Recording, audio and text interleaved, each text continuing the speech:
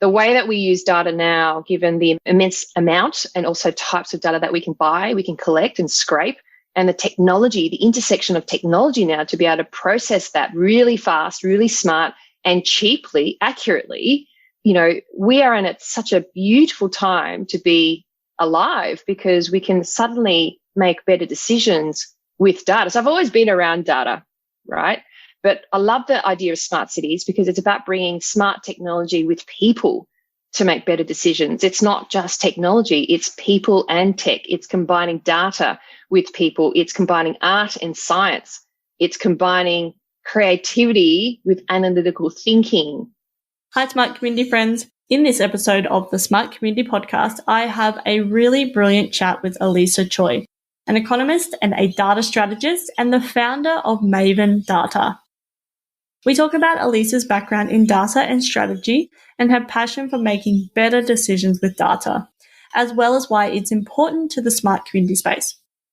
Elisa tells us what Maven Data does and shares some really interesting examples of some of the research and insights, such as around the COVID vaccine in Australia, racism in Australia, and also global wellness trends. We talk about the way data can help us predict trends and behaviour change, and what local governments can learn from the insights from Maven Data, as well as bringing traditional research methods, new market data insights, and key stakeholders together to have better conversations. We finish our chat discussing the emerging trends of questioning existing systems and challenging the status quo, particularly with regards to the rise of women's voices and diversity and discrimination in general. For a little bit of context, we actually recorded this episode on the 5th of March 2021. And in this episode, Elisa actually predicts the female roar, the rise of the female roar. She says that her insights show that we were so angry, we hated the patriarchy, what were we going to do about it? And she was questioning why we hadn't done anything about it. So we had a really interesting conversation about that. Now, lo and behold, on March 15th, the Women's March for Change happened here in Australia. So it's predicted here first, the rise of the female voice or the female roar, predicted here by Elisa Choy. Now, as always, we hope you enjoy listening to this episode as much as we enjoyed making it. Welcome to the smart community, smart regions, smart towns, and smart cities. It's where we live, work, and play. With smart communities, the future starts today. Big data, smart mobility, emerging trends galore. The Smart Community Podcast is what you're looking for. Hello, Elisa. How are you today? I'm well, Zoe. How are you? I'm very well, thank you. I'm really excited to have you on the podcast.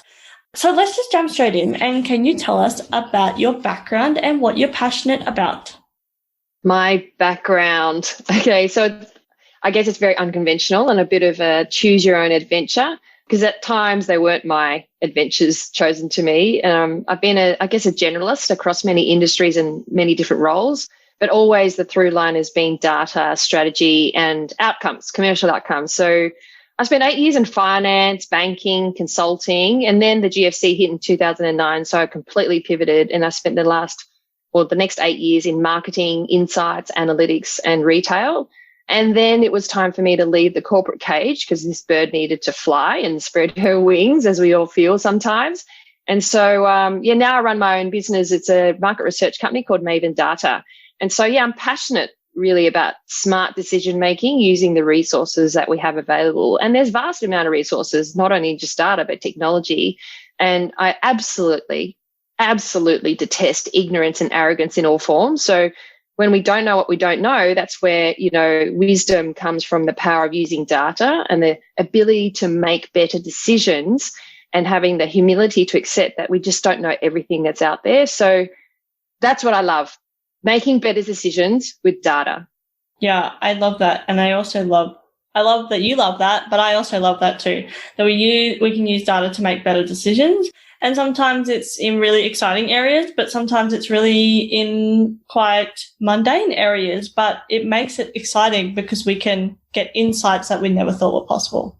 That's right. So we just can't assume that we know everything. You may be an expert in an industry, which is great context, but we are surrounded by a constant sea of change, and we collect data about this change. And the world that I work in is online, so I call that the market data. In navigating markets, you need to look outside what you know, whether you collect it in your business or what you know in your head. You've got to look at the market data around you. Absolutely. Well, let's jump into what sparked your interest. And I normally ask what sparked your interest in the smart community space, but tell us about smart city space, but also how you got into data in the first place. I've always been in data, I guess. Financial data, business data, stuff we collect, financial information, business information. So I've always been trained, all of us actually, whether you're an accountant or a lawyer, everything is data-based. But the way that we use data now, given the immense amount and also types of data that we can buy, we can collect and scrape, and the technology, the intersection of technology now to be able to process that really fast, really smart, and cheaply, accurately, we are in such a beautiful time to be alive, because we can suddenly make better decisions with data. So I've always been around data, right? But I love the idea of smart cities because it's about bringing smart technology with people to make better decisions. It's not just technology, it's people and tech. It's combining data with people. It's combining art and science. It's combining creativity with analytical thinking. So I'm so excited to be part of this podcast today, because smart cities brings all these concepts together, and so we can change the world one bite at a time. Love it. So what is a smart community to you? To me, I think it's the use of technology, as I said, and the immense resources in market data available around us. And why is that important? Well, to truly conduct smart research on sentiment in an unbiased way, which is my game at Maven Data, it's important to listen to the market to better understand their needs, better understand their pain points. So when you're talking smart community, right, we want people to be heard. And part of that is through market data. And the lens that we use is AI. So the traditional methods of surveys, polls, and focus groups, they're no longer really relevant for the big economic, strategic, community-based questions. Like, if you had to survey a few thousand people on whether, like, for example, taking the COVID vaccine is the right method, well, it's like surveying a few thousand people on what they think and feel about this massive, multifaceted issue that impacts our community. Like, it's the wrong method. It's like if I wanted to test the temperature of the ocean, right, a survey or a poll or focus group will just be like taking 3 buckets of water out of the sea and then making these big extrapolations representing the market. That's not the way research can be done now. It's, so for me, smart community, there's an opportunity for us to make these better decisions that impact the community by listening to the community more through these better methods. Let's just dive straight into what it is that Maven Data does, and then we can go into some of the projects that you've been working on. So Maven Data, we are the world's first strategic market research agency that's powered by AI. So we look at measuring market sentiment and emotion, because we know that people make decisions through emotions, and we know that strong emotions actually change behavior. So put it this way, if you love something or you hate something, it's a strong feeling. You're more likely to do something, change your behavior, than if you sort of merely kind of go, oh, yeah, that's all right, or, oh, that's kind of annoying me. That doesn't change behavior. So when we do market sentiment analysis and measuring emotions, we can uncover what people deeply care about. And when we come up with things where we're measuring emotions and intensity of emotions, and we measure a whole raft of things, when we see that we can predict changes in human behavior, that becomes a trend that will change the market. That's when we say we predict the future. So the types of things we apply this to are, it's basically anything to do with consumers and moving markets, right? So anywhere from brands to marketing to strategy to opportunities to risk, but also we're starting to look at more economic, social policy and public policy issues like the smart community type topics. So we're currently going to start a project on the COVID vaccine rollout. So with the University of Sydney, we're looking at what's the sentiment of the market, not a survey of a few thousand people. We're looking at the entire population of Australia who engages with content online on this topic, and we're going to be measuring the sentiment towards it. And it's unbiased, because when we measure and analyze people surfing the internet, what content they engage with, the millions of behavioral interactions online, we can all of a sudden get a very good view of how people care. Do they even care? I'm pretty sure they care. But for this topic, how do they feel about it? Do they want it or are they against it? So the implications of this research, for example, is that, one, we have a connection between leaders and policymakers, right, who are responsible for taking carriage of this big task, right? We're connecting them to the market and doing it in real time and monitoring it over time. Because at the moment, people are making decisions on whether to take it or not. It's very personal. We need to uncover what are those elements or attributes or drivers of choice. And that's the stuff that we do. That's just one example, Zoe, of many things.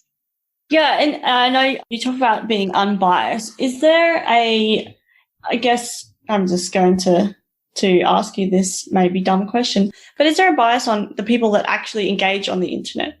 Like, are they the people that either hate it or that love it? Whereas how do you capture the people like me, where I might read an article and then I read the next article? Like, I don't engage, but maybe I'm engaging by clicking on the article, I suppose. But yeah, how do you capture those people? Okay, so when we talk about the market, right, when we're researching, say, COVID vaccine sentiment, we're literally looking at all the content that people as a cohort in any country, in any language, engage with. We don't actually know who you are or where you live. We don't go down to the individual. That's not the level that we go down to. We're at the strategic level. The question we can answer is, anybody who is engaging or interested in, or, like you, on this topic, it's a selected market. By self-selecting who you are, it's like you're interested in it. So through that, then we can pick up, well, what are these people reading? What are they sharing? What are they commenting on? And it's everything online. So it could be a blog, it could be a website, it could be a social media platform, everything outside a firewall, right? So by nature, that is the sample through self-selection of that topic of people. And from there, then we can gauge, okay, based on the content, we can then understand the emotions and the contextualization of that topic online. And that's where we get the view of market sentiment. Mm-hmm. And you've been doing some work in the wellness space as well, which obviously is a huge, and I mean, I guess it's changing, and I guess that's what some of the data's telling us as well. But can you share some insights into what you've been doing in the wellness space? Yes, global wellness is a mega theme. So what that means is it's worth $4.5 trillion, right? And it crosses so many industries relevant to our lives. So when we took this study, it took 14 months to analyze and test all the expert opinions and trends on what's going to move and shape wellness. We tested that against the market globally in English, and we uncovered 10 transformational trends, which are going to change the world based on, as I said, measuring emotions, measuring engagement, finding out the ones that are actually going to move the needle where people are changing their behavior. So, the 6 industries we covered, they're everyday industries, like food and nutrition, right? So we looked at, themes like keto, paleo. We looked at gut health. We looked at all these things, which were the ones that really resonated and are meaningful. And we looked at healing. We looked at health. We looked at travel and tourism, home design and lifestyle, and beauty. So across those 6, we found 10 transformational trends that are predicted to change the world. And one of them I'm happy to share with you today is that gut health and wellness are very well connected. And gut health and wellness has been around for a long time. It's not new, but it's about whether the market's ready to engage. That's where we provide the insights for brand marketers, to strategists, to business owners, to business planning. What are the opportunities? Because that is a tidal wave of opportunity coming your way. So you need to prepare your surfboard and ride it. So that's what we hone in on. So we have a world first inaugural predictions report suite that's available through Maven Data, which covers 200 of these trends, and we've tested them all. Not everything's relevant, right? And some of the stuff that's sugar-free, it's not relevant anymore. Fat-free, not relevant anymore, right? So that means don't focus your marketing, don't build products around that. People don't care anymore, right? So it gives people a way to navigate this constant sea of change. And wellness is a huge opportunity. It's a mega trend, as I said. It'll be here to stay for years to come. So we've already seen some of our insights play out in market, particularly with gut health and wellness. So, we've seen that not only is it transformational, but we've got data that says that, one product line in a major supermarket chain in Australia, which is Kombucha, which is related to gut health, it's just fermented tea, that as a beverage has achieved over 10% sales growth in the last 52 weeks. Now, if you put it in perspective, to achieve 10% sales growth in a beverage category, and beverages, we don't drink more or less beverages. We just switch between different beverages, right? So a beverage category in the grocery or supermarket is pretty stable. It's pretty stable. So when you've got a 10.9% increase in sales for one line that plays along the gut health and wellness theme, that is pretty much proof in the pudding that we've predicted the market.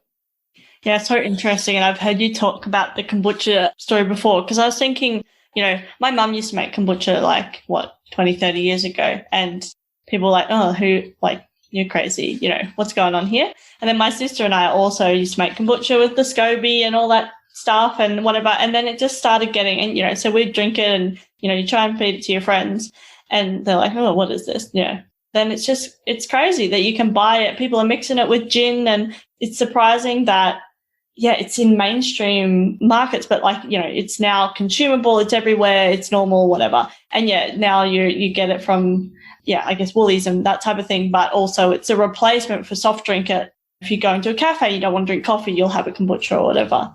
So I found it really fascinating when you were talking about that. But also, I guess some of the health aspects are obviously lost in it when you're doing this mass production of things. Something else I was thinking about, not necessarily data, but we don't seem to care so much about that. We're just like, oh, no, we want kombucha. Yeah, so I don't know. I don't know where I'm going with this, but it's more like, then where does it then? It must drop off at some point where you go, oh, this isn't actually adding anything more. So I guess you're looking at the data and then creating insights into, well, what's the next thing that's going to come out? Yeah, the markets always move. So something that could be in now could be not tomorrow. Like back in the day, sugar-free was the biggest thing. All the advertising was around 99% fat-free or sugar-free. Now people don't care. What we're seeing across particularly the food narratives that we tested was that people are ready for the science. So they're ready to elevate the conversation. We're not just talking about the 5 food groups anymore, which is wrong, by the way. We're just looking at nutrition. We're actually looking at the science of food and nutrition and how it impacts our health. And we see this crossover into the beauty segment, because people are now interested in understanding the science of beautiful skin, the science of glowing skin. It's not about just covering up your blemishes. There's another theme that crosses over saying being yourself.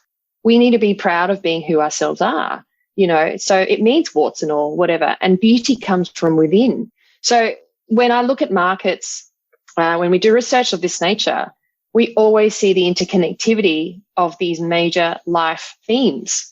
Health is not different to healing, not different to food. They're all interrelated. And that's where I guess the magic of what we see translated into actionable strategies is really powerful now that we can use data and technology.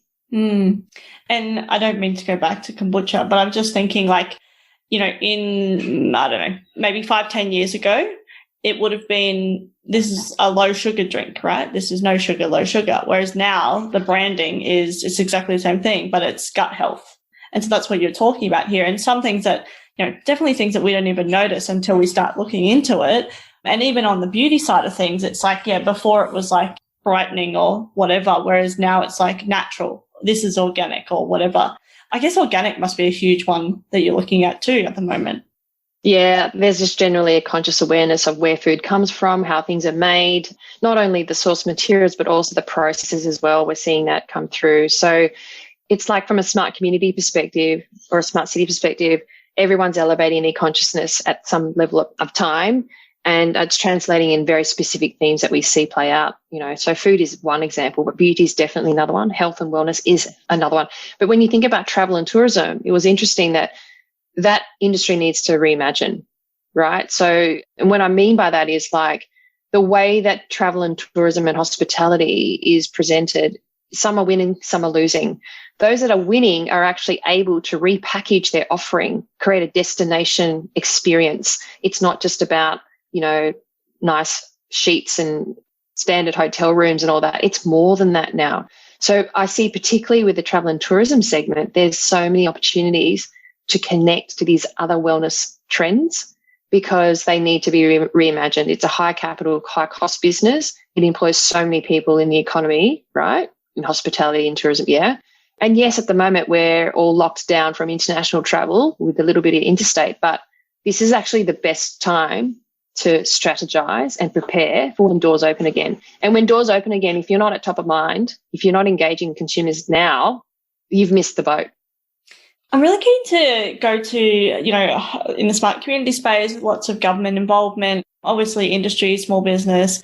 I mean, it kind of touches everybody. But thinking from a local government perspective, what are some of the things that they could think about from the insights that you draw? So I suppose politics is one interesting element, right? Because politics are there to serve their constituents at a federal, state and local level, right? So one area that I think is an opportunity is, as I said, connecting leaders and decision makers closer to the market, which means having access to market data. So in the context of smart communities and local governments, etc., there is definitely smart research that you can do to uncover what are the pain points, what are the issues. They currently do a lot of town halls, or someone can write into their local member, but really amplifying that process by taking a look at the issues around the community, because who knows, it might be that we all think that this particular issue is an issue, but when we test it, it's not. There's something that might pop up that we didn't even know was an issue, but until you test it, you don't know. So it gives you focus and clarity on what's important for the market, however you define it, and that gives you an opportunity to engage and be relevant. We're in the business of helping businesses remain relevant, including governments, because if you're not relevant, people don't care. Yeah, no, absolutely. And I think that's a key point too, the relevancy of things and of business, but then, now government. And particularly I'm thinking like from a local government perspective, I talk to a lot of different local governments or I talk to a lot of different communities as well. And, some people I'll talk to and they don't even really know what the local government does other than pick up their things and stuff. And I don't even know where to get information about this and that. Whereas others that are engaging with their community, they know, oh yeah, have a look at their website. They've got all this stuff about smart cities, blah, blah, blah. I think it's so important and it really changes the way that you can engage with your community. And I know you're talking about that the older way of, having those town halls and things. I still see that there's a place for those things, right? To engage directly with the community, and particularly for people that aren't on the internet, I think would be, something useful. But I can see where you can understand the market, bring those things together. It can't be one or the other, right? Correct. In fact, part of the process we run in doing any research piece is actually bringing together key stakeholders in that conversation. So, for example, we would be looking at, if you're looking at smart cities, we'd be testing a whole bunch of narratives around what people think smart cities even is. Do they even know it exists, and what does it mean to them? And, what we'd also be doing is bringing in the insights or the opinions of people gathered through town halls and other various methods how they engage with their community. We'd be testing those. So it's really bringing together traditional research methods or collections of information together, and we're now overlaying it with the power of testing it against a wider market in an unbiased way. Mm. And I know some of your other work was about Australians and racism. Can you share any insights on that? Because obviously it's a very important and a huge topic, particularly coming out of 2020. Yeah, so this was part of a study we did late last year around migration into Australia as a topic. So I've been working with an associate professor at the University of Sydney who's an expert in migration. So she's provided the context around what I should be testing. And the main question was, what does the world think of in terms of migrating to Australia? Do they care about Australia? Do they not care about Australia? And we looked at it from many angles. Migrating to Australia from an education standpoint, health system standpoint, government standpoint, job opportunities, and racism. And we looked at it from multiple languages. So we chose 5 of the major community languages spoken in Australia, and we did it outside in. So what did the Indian English speakers in India think about Australia? What did the Chinese Mandarin speakers? What did the Spanish speakers? What did the Arabic speakers? And what did Vietnamese, right? So from that, it was really interesting. And what we saw was that out of all the community languages, only one came out as interested in migrating to Australia right now, right? And it's the Indian. English-speaking Indians. Now, when you look at it from a policies perspective, that has huge implications because I think a lot of people assumed that the Chinese would still find Australia attractive, maybe even the Spanish-speaking, right? But we didn't see that. It was the Indian English speakers. And then when we looked at racism, it was very interesting to see that we looked at, well, the question was, do you think Australia's racist, right? Now, imagine asking that in a survey or a poll. Do you think people will tell you the truth? Probably. So in this view, we found that certain countries did find Australia racist. However, was it important in understanding their disability outcome in Australia? Some countries not. So we found that Indians did find Australia attractive, and racism was an issue, but was prevalent, but it wasn't so much of an issue. So they're used to it, unfortunately, right? So that was an interesting insight. We also found that Australians within Australia do recognise that we are racist. So interesting. And I think to be able to ask some of those questions that, you're not allowed to ask, I think is really key to finding some of those really deep insights, right? And also, what does it mean for the market, for politics, for, our economy, all those things? Like, it's not just, now we know that, great, tick the box. It's, okay, well, what does that actually mean? What are the things that what do we need to shift? What do we need to focus on, change, et cetera, et cetera? I think that's, really, really interesting. Yeah, it's one thing to find information out like this. The next thing is, how do you take it into a meaningful outcome? And I think the first step to a meaningful outcome is having the right information, right? Having the right insight. And so with this sort of information, it's now taking the opinion out of a boardroom conversation or a group of people. It's now saying this has been tested and validated as 1, important or not, and 2, this is how people feel about it. 3, we can tell you why. What's the story behind shaping this narrative? And 4, we also find that we're also looking at the voices of power and influence in any conversation, meaning that for racism in Australia, there are certain websites and certain people that are part of that conversation. So strategically, then you think, well, how am I going to mobilize an outcome? Well, there's already these known voices of power, we call, in which case there's an audience that's already engaged in this, and then you become focused on how you work with them to either shift the message, turn it around, or be part of the conversation.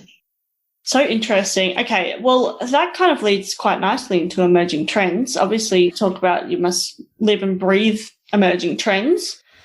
So what are the emerging trends that people aren't talking about enough? Okay. I am glad you asked this question. It's actually very topical, given the current time we are recording this conversation. So some of the emerging trends I see across all the different studies that we've done for clients and industry are, obviously, there's the rise of the woman's voice. There is a questioning and challenging of the existing system of politics, system of corporate, system of economy. We are seeing that play out in a number of narratives we've tested, which have very strong, what we call timeless, deeply relevant and engaging classification with emotion. So we've looked at misogyny, patriarchy, white supremacy, Me Too. We've looked at women in leadership. We've looked at a lot of different things. And so one, I'd say, overarching community, society, emerging theme I'm seeing is that it's the challenge of the status quo of what's happened over the last 200 years, the way the system and politics around the world have moved and shaped how we lived and worked, right? So the disturbing thing I see in this research is that things like even workplace bullying, when I looked at this 2 years ago, when I see emotions, it's deeply, intensely negative, as in people are really upset, really, really upset. And I see that from the colours of an emotion wheel, right? When I tested it again last year, again, same story, deeply emotional, deeply red. And then I see it again now with patriarchy, same thing, deep, emotional red. It's very rare you see that, but it's disturbing to me because we accept it. We've accepted this pain, this condition for so long. And then it makes me think, why did we accept it for so long? Because the theory is that if people feel very strongly emotively about something, they're going to change their behaviour, right? But I'm not seeing the change in behaviour happen in the market. So I'm like questioning myself. I don't know what you think about this, Zoe. I'm like, if we really hate something so much, we hate bullying so much, we hate patriarchy so much, we hate white supremacy so much, why are we not seeing action? There's a disconnect between the ability to act and how we feel. I haven't figured that out yet, but maybe now's the time. Is it the power? Is it you were talking about the voices and the power. It's that there's not enough people, there's not enough diversity behind I used to say behind the code, so we can deal with it in front of the code, but actually it's not enough diversity within the power, and it's changing. It's definitely shifting. But until we have that kind of real reflection of our actual communities in power and in leadership, that's when we'll see the real action, real change.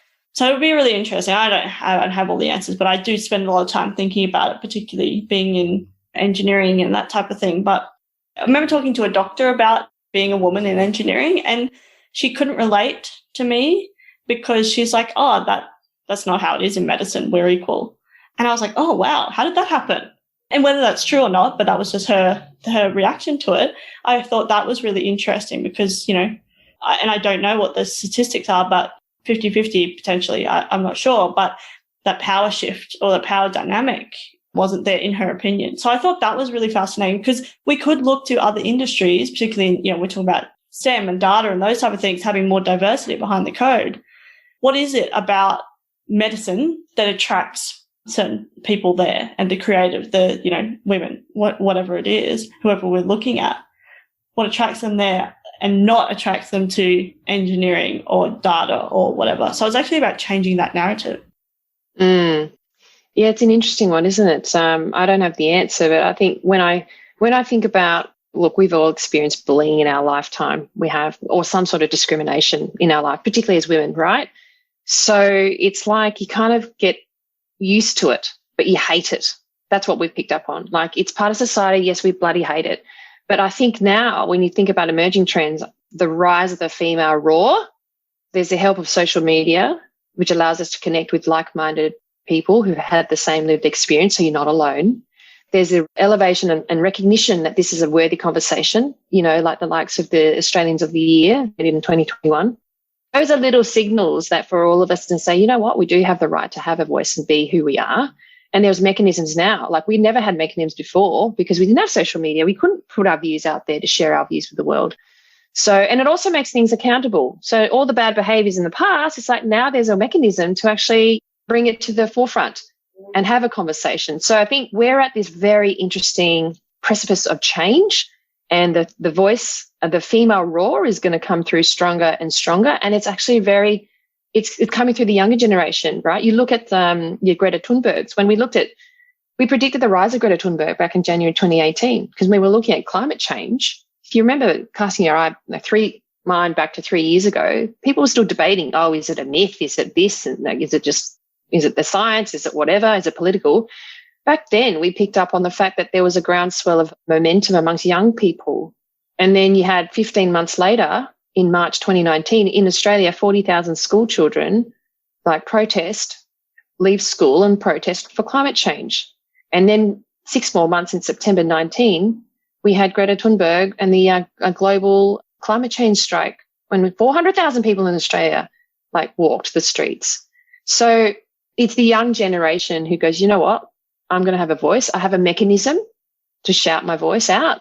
And they're braver than we ever were when we were that age. So I think it's the emerging trend is that we are challenging the system and we hate it so much. So given the sentiment around it, there's not going to be much momentum required. You just need a mechanism. You need an enabler. And I think it's about individual ownership of the action and issue. You don't have to wait for a government to put out some big policy or a corporate policy. You can take action yourself. Every single day. Yes. And I think that's true while you're talking there. It's the tool, right? Like, younger people have given the tools, but not just social media or whatever it is. They've actually been given the tools mentally to know that they can make a difference, right? And I think, I was always told that I could do whatever I wanted to do, and I believed that, and then I went and did it. And particularly, I grew up in a regional area. I didn't know that, girls weren't engineers, or very little. There wasn't many. And so I didn't realize that there was this thing, I just went, and then I went to uni and went, oh, I'm one of, 20%, 1 of 5. Not even that. It's probably less than that. But I was like, okay, this is a thing. But then I didn't realize that what the consequences of that were was that I was different, because I was always different and I actually really enjoyed being different. Whereas I couldn't understand when people didn't, until you get discriminated against because you're different and you're like, oh, okay, what's happening here? And then, of course, you know, coming from a background where, you know, there was only a small amount of difference and not a huge amount of difference, that the discrimination, you know, the scale just goes up and up, right? And I can't imagine, because I've never been in a situation where I've been discriminated against because of the color of my skin and those type of things as well, which is horrendous and awful. And I think those type of things we definitely are saying no to, but we know still happen, and what are we going to do about it? And I also think there's a link between that and smart communities, in the sense that, like you were just saying, that people now can say, no, I don't agree with that. And the transparency is something that I think smart communities can bring, and the trust that will bring as well. And it's a long game. It's not going to happen tomorrow. And I think, like you were saying, like with climate change, like, oh, is it real? Is it not real? I don't know what's going on over. And now we're going, oh, it's science. Okay, cool. That's, you know, we're going to actually do something. What are we going to do about this now? I think similarly with, you know, technology and data and those type of things, you know, it's like, oh no, you know, it's like, oh no, that's not going to affect me. That's not going to change anything. You know, we've done it this way. That stuff is now shifting. And then we're having more mature conversations. I shouldn't say more mature. We're having more advanced conversations about what does that mean for me and my privacy, and not just my privacy, because I live in a house and, you know, I have an income, those type of things. What does that mean for people that don't have another choice, that they can't get out of the system because they have to live and breathe it every day? So now I'm ranting and TED talking, but I think it's really important to link those things together, and then it'll be really interesting to see what those trends start to be moving out of this, for sure. Yeah, fascinating. I have such a privilege to see all this interconnectivity, because everything's related. So, you know, women is related to leadership, which is related to our individual psyche, which is related to community, which is related to how we treated each other. It's related eventually to the economy in the end. So that's what I'm very excited and hopeful. We are in this generation of change. And what I want is just to have the right data-driven approach to take the opinions away. And so we have the same level playing field to which we look at an issue, identify whether it is an issue and why. That gives you at least a chance to steer it towards the outcome. Other than at the moment, gas bagging, oh, I think this, I think this, I think this, I think this. It's like, no, let's just test this and have a clear focused path forward. And then if we don't achieve the outcome, then that's another issue. But at least as a starting point, having a data-driven approach. Yeah, I agree. And I think, and we're going to wrap up soon because we've run over time, but I think even just data-driven approach will be business as usual, because it has to be, because it's the only accurate way to do things properly. And I think when we say data-driven, for some people that's, oh, you know, that's technology and whatever. It's not. Like you just said, you've always dealt with data from the beginning of your career. I've always dealt with data, but I didn't really think about it like that until I got into data and went, oh, of course, you know, this is all data. Everyone deals with data all day, every day. And so we're dealing with it now. So how can we make, particularly for, you know, a government or a business or whatever, how can we make better decisions with the data we already have? And what should we do about that? And not just because we can, what should we do? Which is those more mature conversations around privacy, ethics, all those type of things. We need to weave that in, but data's not going away. It's actually getting more and more. So, okay. Well, no, that was great. Thank you so much. And I know we're running over time, so I want to let you go. So last question, how can people connect with you? We have an ecosystem online, so you can connect with me through our website, mavendata.com.au, subscribe to our newsletters, and you'll share interesting tidbits and thought bubbles. You can also connect through our socials, so LinkedIn and also YouTube channel. We've got lots of content there. And Instagram, if you're looking for a little bit of fun and flair on how we take our approach to data, you can go there as well. Excellent. Well, thank you so much, Elisa, for coming onto the podcast. I really appreciate it and sharing your insights. And yeah, I look forward to catching up again soon. Thank you so much. Talk soon. Bye. Bye.